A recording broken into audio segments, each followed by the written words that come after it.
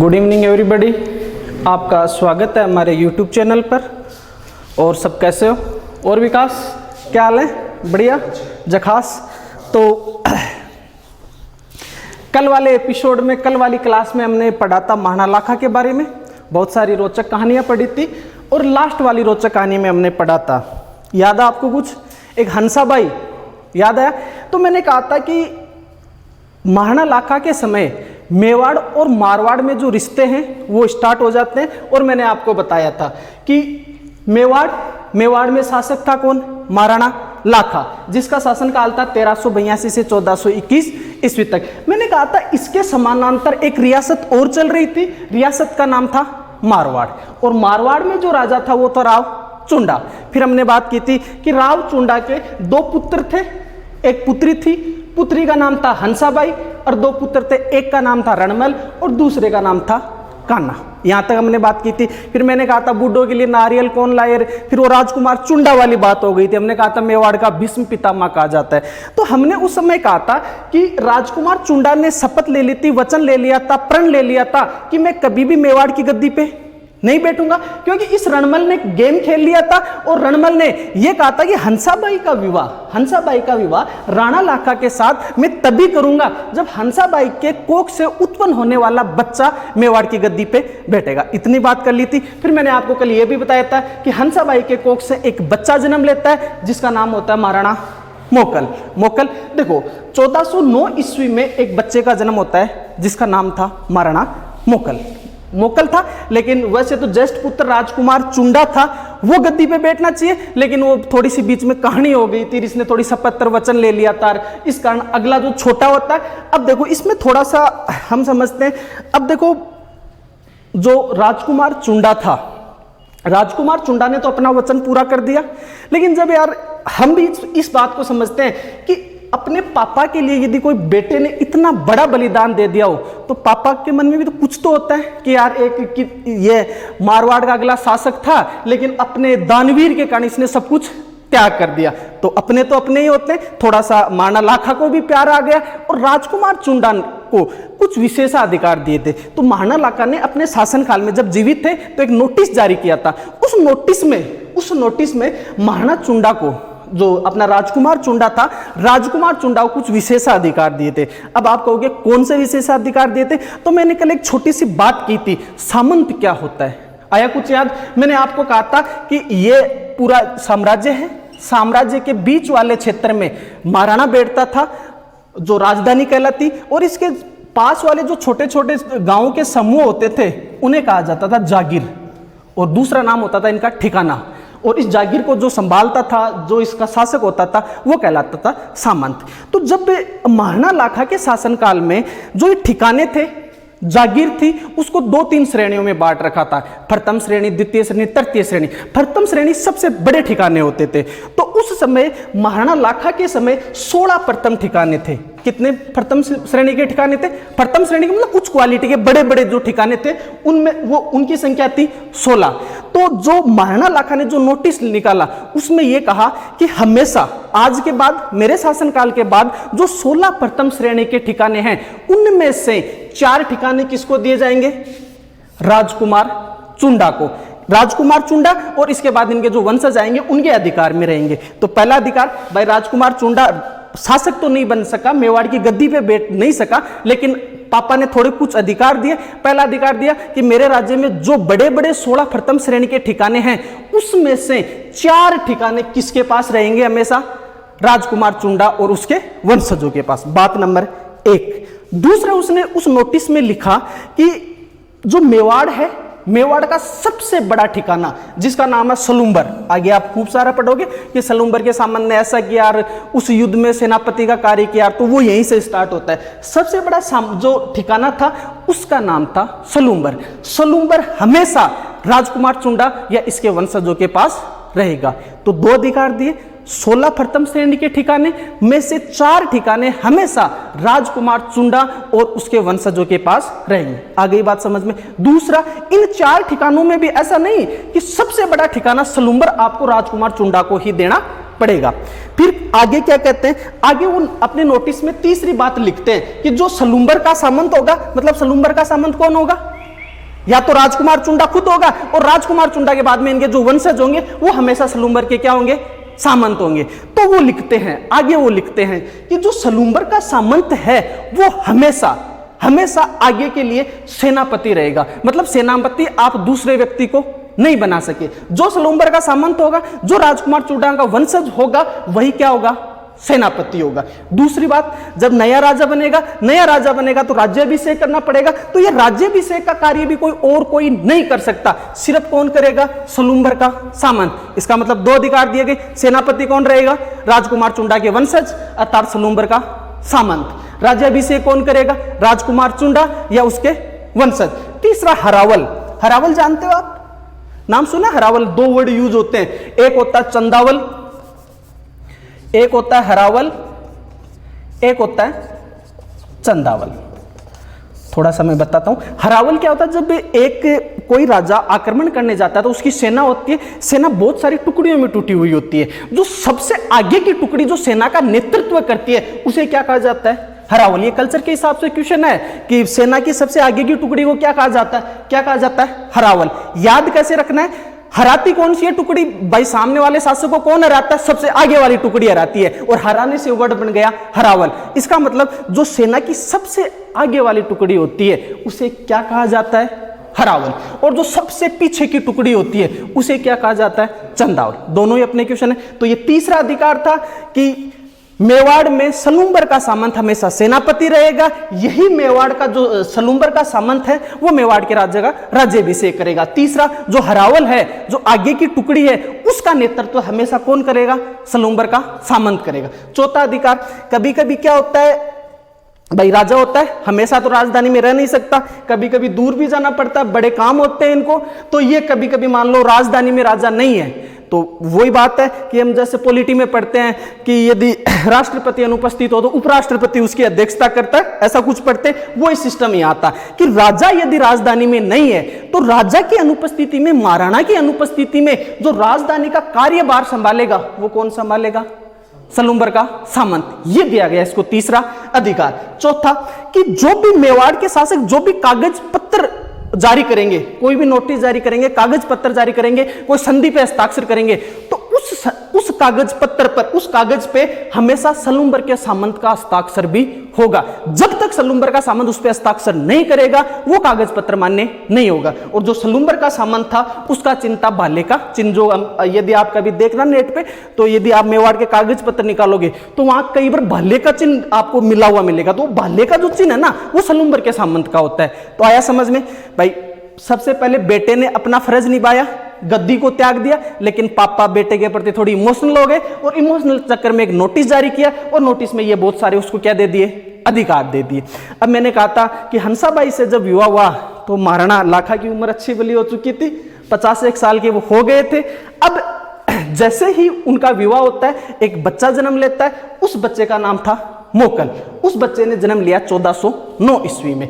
1409 ईस्वी में जन्म लिया और 1421 ईस्वी में महाराणा लाखा की मृत्यु हो जाती है। इसका मतलब 9 और 21 कितने बचे पीछे, 11-12 एक साल बचे।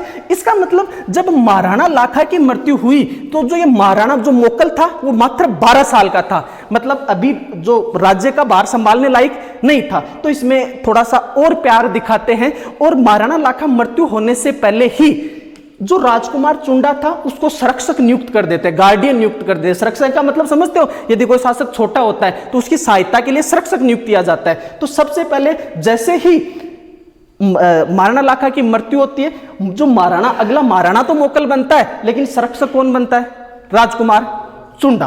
राजकुमार चुंडा अच्छा भली पूरा था, 25-30 साल का था और बहुत ही मतलब महान योद्धा था।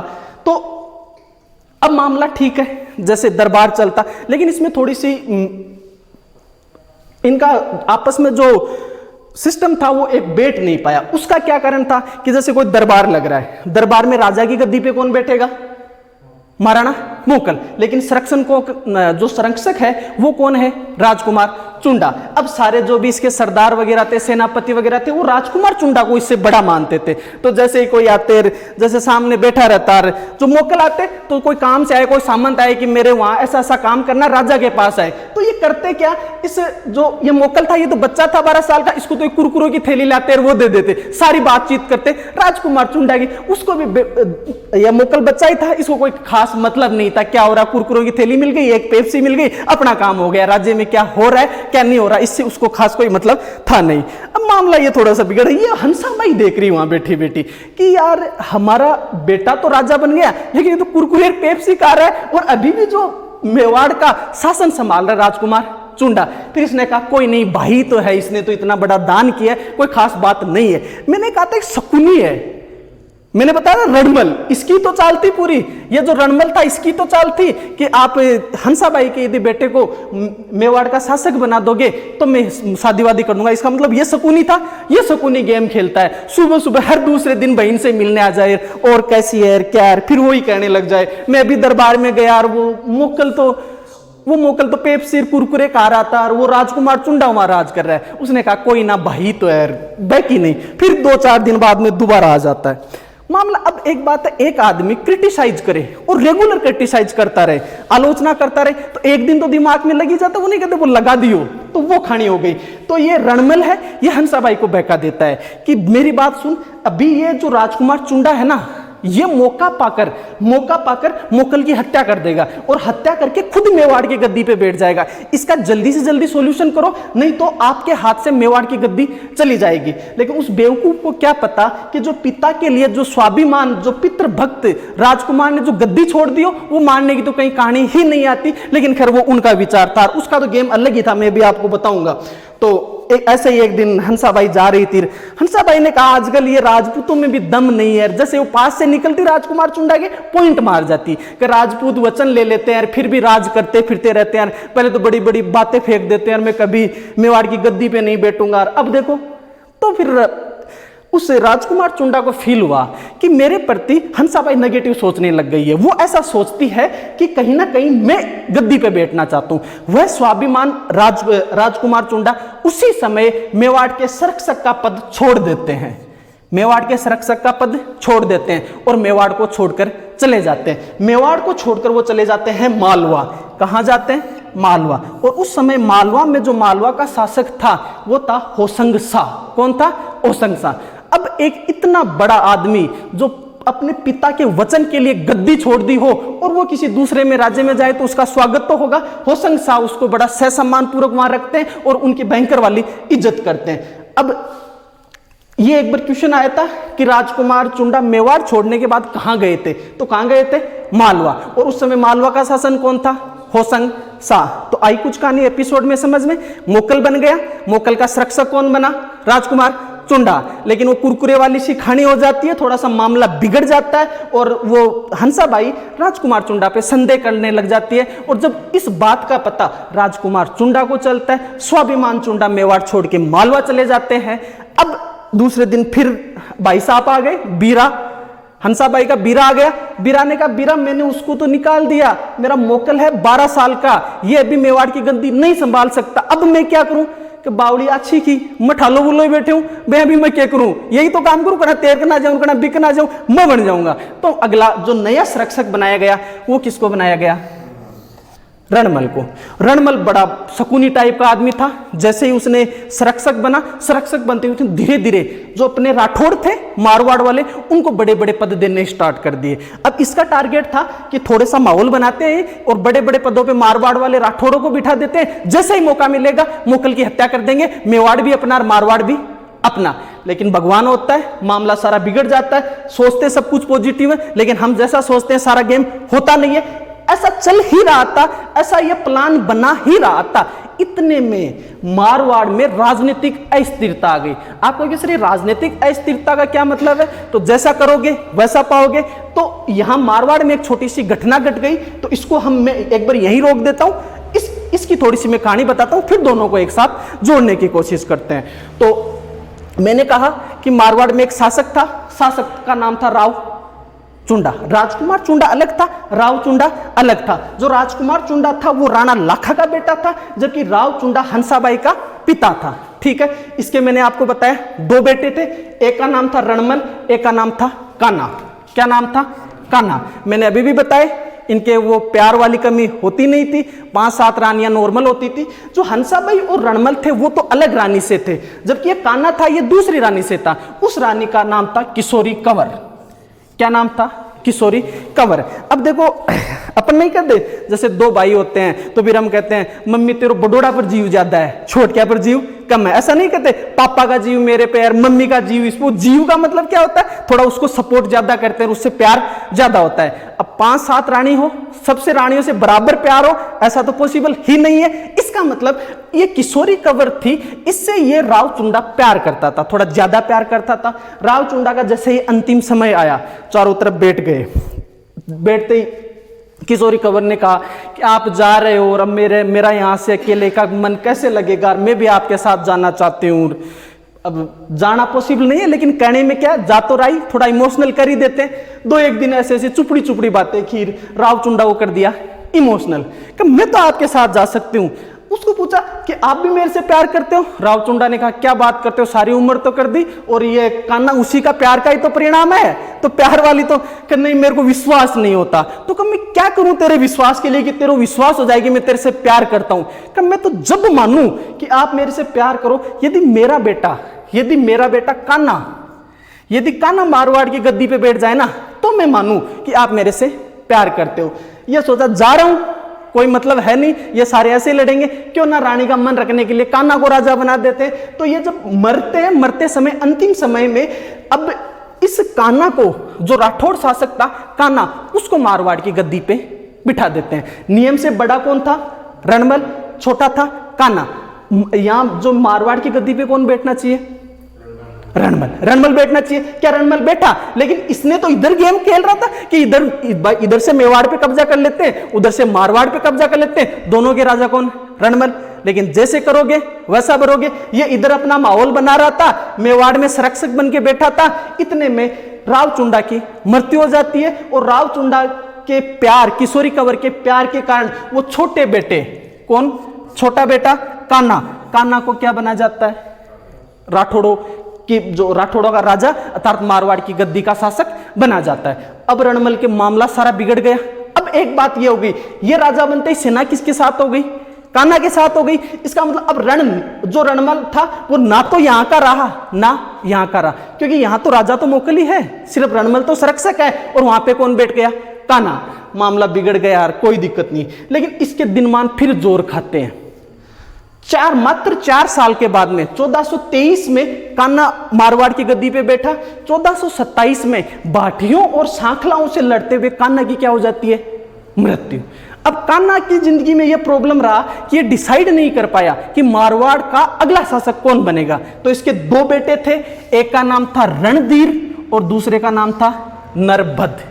ठीक है, इन दोनों में झगड़ा हो जाता है। इस मामले का फायदा उठाता रणमल को कहा अब ठीक है, उधर लड़ाई चली रही है मेवाड़ में, भाई ये 23 में आया था, 27 तक 3-4 साल में अच्छा भला माहौल बना लेता है, सेना को भी अपने साथ कर लेता है। मेवाड़ की सेना का साथ लेकर मारवाड़ पे क्या कर देता है? आक्रमण कर देता है। और मारवाड़ पे आक्रमण करके जो रणधीर है और नरभद्र, इन दोनों को उस सत्ता से हटाकर खुद क्या बन जाता है? शासक। तो मारवाड़ में अगला शासक कौन बन गया? रणमल। लेकिन यहां से एक बात आप समझ के देखो, जो मेवाड़ वाला संकट था वो टल गया ना, क्योंकि मोकल का संरक्षक था और मोकल का संरक्षक अब कहां चला गया?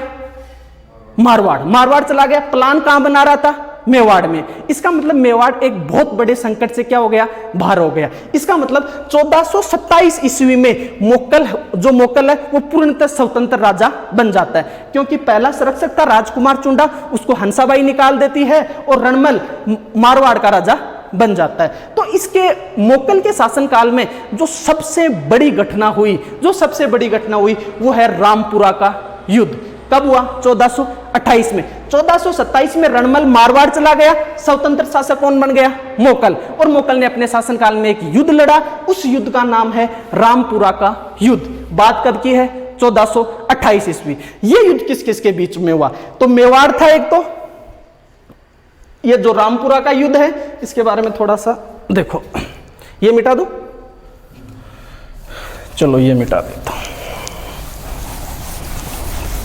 तो देखो रामपुरा का युद्ध का मामला क्या था।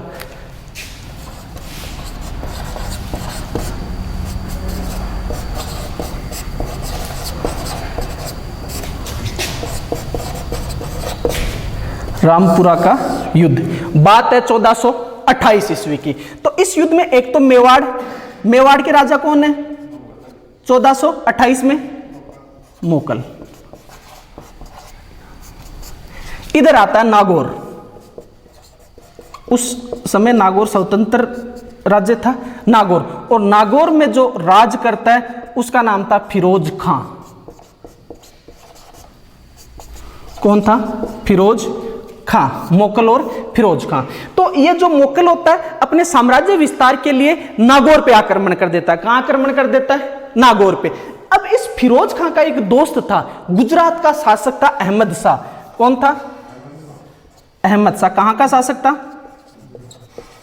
अहमद शाह। तो ये दोनों मिल गए।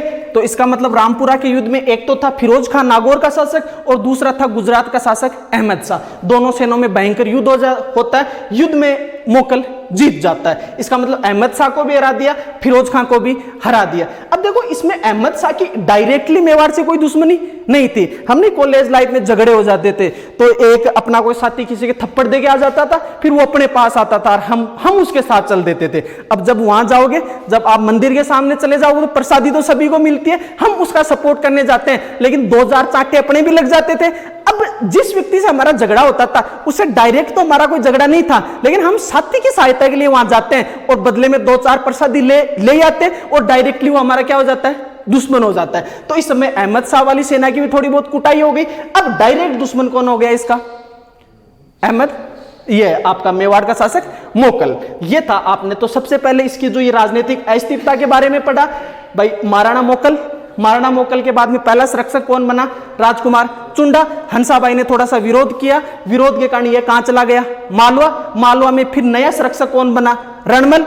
लेकिन रणमल ने 2-3 साल यहां संरक्षक का पद किया, राठौड़ों को बड़े बड़े पदों पर स्थापित किया, लेकिन थोड़ा सा मारवाड़ में अस्थिरता आ जाती है और राव चुंडा रणमल की जगह छोटे बेटे कान्हा को क्या बना देते हैं? मारवाड़ का राजा बना देते हैं। लेकिन 4 साल राज किया और कान्हा भी बाठियों के साथ लड़ते हुए मारे जाते हैं। इनके 2 बेटों में आपसी झगड़े का फायदा उठाकर रणमल मेवाड़ की सेना लेकर मारवाड़ पे आक्रमण कर देता है और मारवाड़ की गद्दी पे बैठ जाता है। इस कहानी के चक्कर में मेवाड़ से जो राठौड़ों का संकट था वो वहां से हट जाता है। ठीक है। इसके बाद में 1427 में मोकल स्वतंत्र शासक बन जाता है और अपने शासनकाल में एक युद्ध लड़ता है।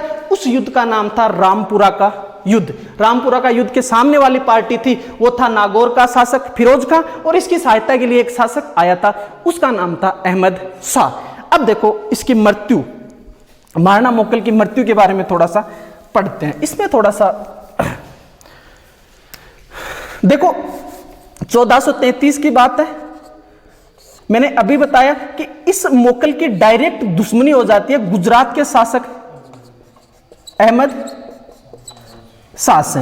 जब अब जैसे गुप्त सूचनाएं मिलती है, पहले भी गुप्त सूचनाएं मिलती है, तो मोकल को सूचना मिली कि जो आपने 3-4 साल पहले कांड किया था और वो गुजरात वाले शासक के 2-4 चनपट रख के आ गए थे, वो उसका बदला लेने के लिए मेवाड़ पे आक्रमण करने वाला है। इस बात का जैसे ही मोकल को पता चला, मोकल ने पहले ही अपनी सेना लेके और अपनी जैसे राजसमंद में एक जगह है जिलवाड़ा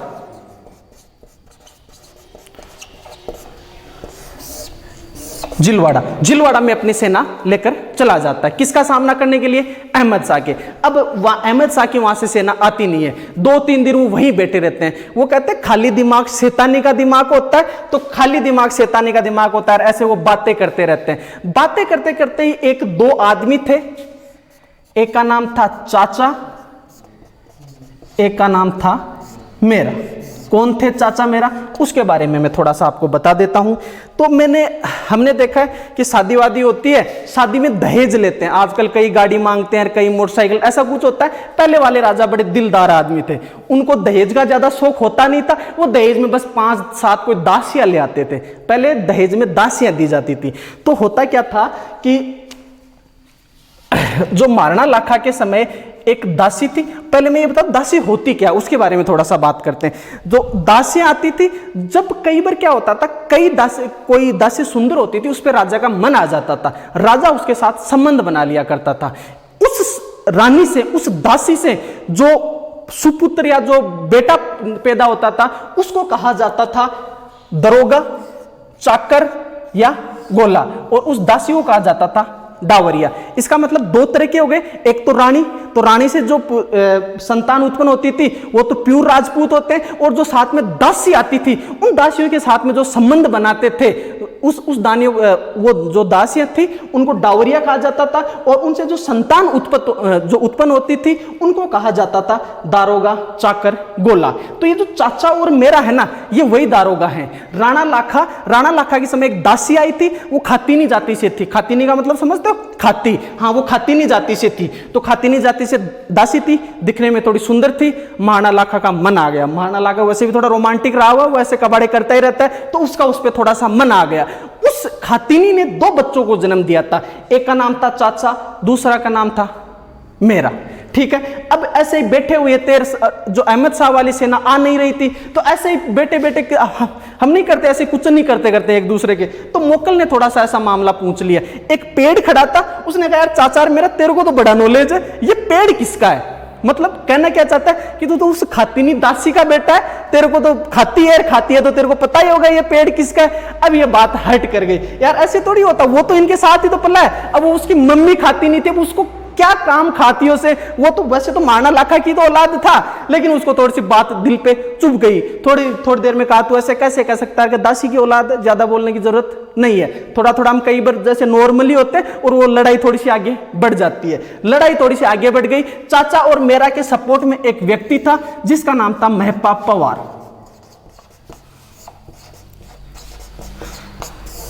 तीनों ने मिलकर तू बड़ा महाराणा बन रहा है, महाराणा मोकल की क्या कर देते हैं, हत्या। इसका मतलब जिलवाड़ा नामक स्थान पे चाचा मेरा और महपा पवार ने अपने अपमान के बदले किसकी हत्या कर दी? महाराणा मोकल की। मोकल की 1433 में क्या हो जाती है? हत्या हो जाती है। लेकिन इसके साथ में एक छोटा बच्चा और आया हुआ था, 10 साल का एक छोटा बच्चा था, उसका नाम था महाराणा कुंभा। सुना हुआ है? महाराणा कुंभा आया हुआ था। महाराणा कुंभा मोकल के साथ आया हुआ था कि पापा मैं भी वो देखूंगा, मैं भी वो आपका युद्ध देखने चलूंगा। और छोटा सा बच्चा था, जब वो देखता है कि चाचा मेरा पापा को पीट रहे हैं, एक इधर एक उधर, ये तेज था महाराणा कुंभा। महाराणा कुंभा ने तुरंत पट्टी मारी और वहां से ले चप्पल हाथ में, ये तो मेवाड़ भाग के आ गया। लेकिन मोकल की क्या हो जाती है? हत्या। इस प्रकार मोकल का शासनकाल क्या हो जाता है? खत्म। यहां से 3 क्वेश्चन बनते। पहला 2 संरक्षक नियुक्त किए गए थे। पहला संरक्षक कौन था? राजकुमार चुंडा। दूसरा संरक्षक था रणमल, और एक था रामपुरा का युद्ध, और चौथा इसकी मृत्यु किसने की? चाचा मेरा और महपा पवार। एक कहानी को ध्यान से पढ़ना है, क्योंकि महाराणा कुंभा है वो इसी कहानी से आगे जुड़ के, फिर जो महाराणा कुंभा का जो पहला टारगेट होगा वो चाचा और मेरा की हत्या होगा, उसके बारे में आगे पढ़ेंगे। लेकिन देखो इसके एक 2 क्वेश्चन और आते हैं यहां से, उन क्वेश्चनों की मैं बात करता हूं। ये तो मैंने नॉर्मल आपको हिस्ट्री बताई कि इसके काल में क्या हुआ, कैसे संरक्षक नियुक्त किए, कौन गए, इसका योगदान क्या था, उसके बारे में थोड़ा सा पढ़ो। तो इसने 2 काम किए थे। एक तो चित्तौड़ में एक मंदिर है,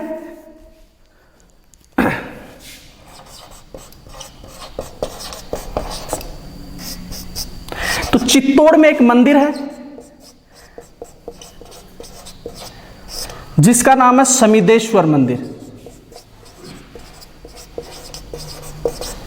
समिदेश्वर मंदिर। तो महाराणा मोकल ने समिदेश्वर मंदिर का पूर्ण निर्माण करवाया था। निर्माण नहीं करवाया था, पूर्ण निर्माण का मतलब उसको तोड़कर उसको नया बना दिया।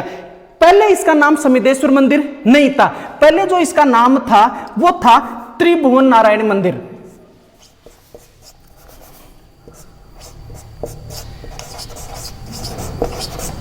ये मार्कर भी नहीं चल रहा।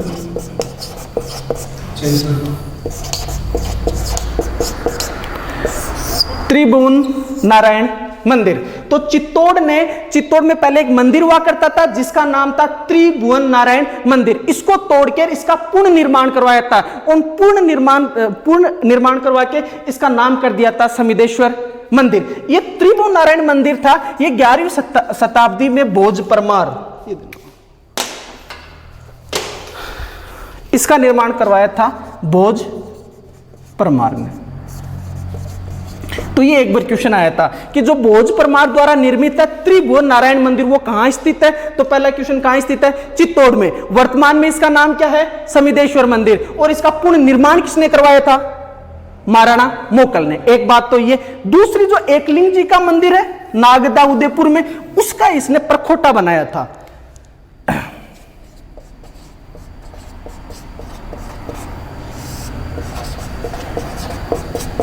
जो एकलिंग जी का मंदिर है उदयपुर नागदा में, उसका पूर्ण निर्माण किसने, पूर्ण निर्माण नहीं, प्रकोटा का मतलब होता है जो 4 दीवारी नहीं होती, वो बनवाई थी इसने। तो 2 क्वेश्चन बनते हैं। पहला योगदान कि जो त्रिभुवन नारायण मंदिर है उसका पूर्ण निर्माण करवा के उसका नाम क्या कर दिया था, समिदेश्वर मंदिर। और दूसरा एकलिंग जी के मंदिर का क्या बनवाया था, प्रकोटा बनाया था, 4 दीवारी बनाई थी। तो इस प्रकार मोकल की मृत्यु हो जाती है और जो नया शासक बनता है वो उसका छोटा सा बच्चा जो वहां गुजरात साथ गया था, क्या नाम था, महाराणा कुंभा। महाराणा कुंभा के बारे में पढ़ेंगे अगली क्लास में। यदि पसंद आए तो लाइक, शेयर और सब्सक्राइब जरूर करें।